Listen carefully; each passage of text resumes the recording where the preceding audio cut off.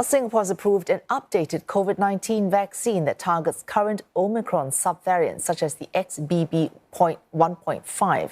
Our stocks are expected to arrive by the end of October. The Pfizer jab is for people aged 6 months and up. Health Minister Ong Ye Kung says the expert committee is reviewing the data and will give its recommendations soon. He's also sounding a word of caution that falling vaccination rates in Singapore mean weaker protection against COVID-19. Mr. Ong is encouraging everyone, especially seniors, to get vaccinated once a year as an important part of preventive care. Well, now Singapore has been treating COVID-19 as endemic. Still, doctors say it remains important to stay protected as much as possible. The advice comes amid a recent rise in cases here. There were more than 7,200 cases last week, up from some 4,300 the week before. UniHealth says that it has been attending to double the number of cases in recent weeks. Each of its 4 clinics attends to an average 20 COVID-19 cases daily now.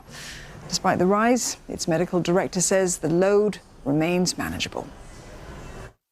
They continue to present with mild ARI symptoms such as a cough, runny nose, fever and sore throat. Most of these patients have stable vitals, not requiring any oxygen supplementations. And most of these cases can be safely managed in the community by family physicians, by general practitioners, especially with the increased ability of the oral antivirus. It's a similar experience at Healthway Medical Group's 50 clinics. They've seen a near 2-fold increase in COVID-19 cases before and after the September school holidays. And the chain says of late, it also noticed more vaccine hesitancy and fatigue. It estimates that only 1 in 5 patients would be keen to get a booster shot, compared to 1 in 2 patients last year. In their memory, the COVID infection is quite mild, tolerable, like a common cold. So they perceive that there's no need for further boosters or vaccination. However, what we do not know is that after such a significant period from their last booster dose, whether they still have sufficient protection. So we do try our best to encourage all our patients, especially the elderly and the vulnerable, to take up the booster doses. And for more, we're joined by Professor Tiki Pang. He is visiting professor at the NUS Yong Lu Lin School of Medicine. Thanks for joining us, Professor. COVID-19, they're encouraging us to get this updated vaccine that targets current Omicron subvariants. Now, we know, as a matter of fact, that COVID-19 will continue to evolve as a pathogen, as a virus, pardon me. So what's the point getting an update if, in any case, we're going to get different subvariants in the time ahead? I think with any vaccine, it's always probably a very good idea to have the most currently dominating circulating variant in your vaccine. In this case, as we know, it's the XBB.1.5. So it is always ideal to have your vaccine targeted against the most commonly circulating variant of, in this case, the COVID-19 virus. But having said that, it doesn't mean that all the other earlier vaccines yet also become less effective. That's not the case. All these vaccines are still equally, or I would say, very effective against preventing severe disease and hospitalization. Professor Pang, many of us have taken a number of vaccines up to now. Do we know what happens when an individual perhaps is on the receiving end of taking all of these different variant vaccines in succession or even at the same time? Should we be taking them all? I don't think you would suggest that you should be taking them all. I think from a scientific standpoint, there's probably no disadvantage or negative effects from taking all the different vaccines in different combinations, because at the end of the day, it's the same virus, it's the same pathogen. But once again, you really need sort of intensive long-term research to make sure. But in principle, I don't think there's a risk of mixing different kinds of variants in different vaccines. Professor, now whatever subvariants we have now and those we will see in the future, they are going to be different from variants we've seen in the past. Now, how different would the latest vaccine have to be so that it targets different strengths in any new subvariant? I think the way to think about variants is that they are different branches of the same tree.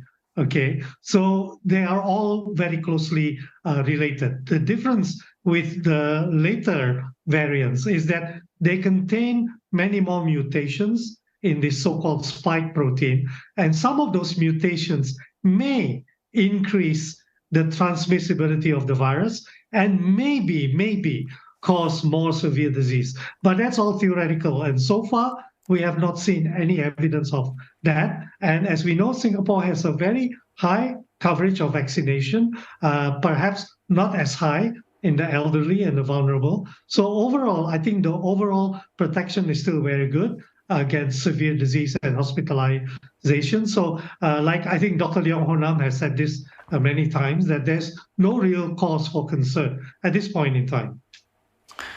Professor Pang, you mentioned the sort of, almost disparity that we have seen, where young individuals tend to be, okay with taking the vaccine.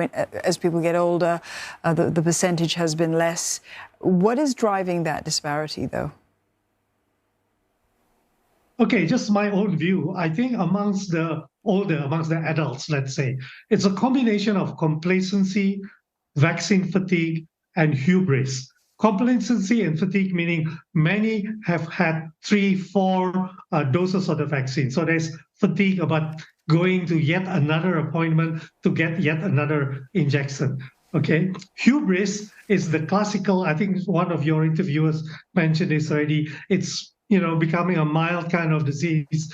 The attitude, I'm strong, I'm healthy, it's not going to happen to me. So it's hubris, sort of false confidence. Among the younger, as you say, I think they're more open, mainly I would say because they have perhaps better access to knowledge. They are better, perhaps, or I would say they are more concerned with their health because they're in the younger age group. They're concerned about the future. Okay, so they are much more open to vaccination, and I think more aware, more engaged with the latest developments. And of course, when it comes to very young children, okay, protecting young children in let's say the pediatric age group is a very emotional issue, which is very important for parents. At all costs, they want to protect the very young. So there is a gap in the culture and the attitude towards vaccination between these two groups. Professor, in a way, when we hear, and I understand that, for example, the term endemic will have a very precise medical definition.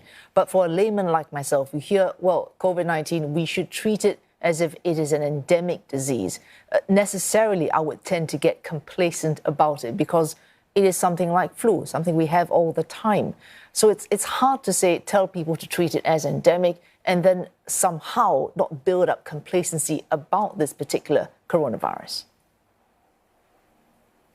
Yes, of course. And, the parallel, of course, in terms of endemic disease is with flu.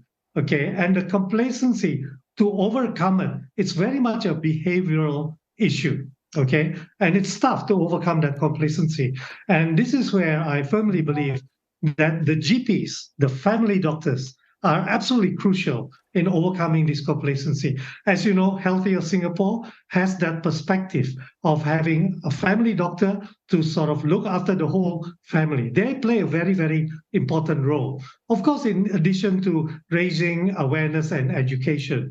And my other view is, can you provide incentives for the senior citizens, for those vulnerable, to want to get the vaccine? For example, number one, the obvious one is to make it free.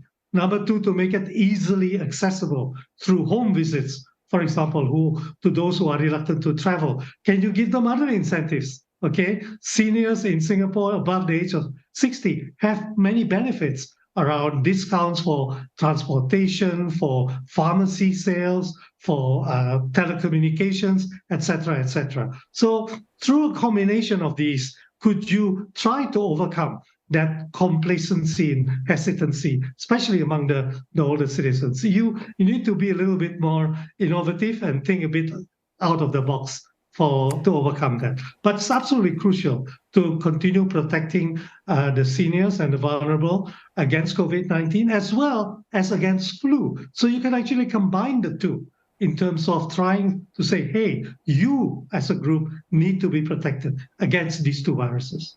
Oh, thanks so much for that. Thinking out of the box, Professor Tiki Pang from the NUS Yong Loo Lin School of Medicine.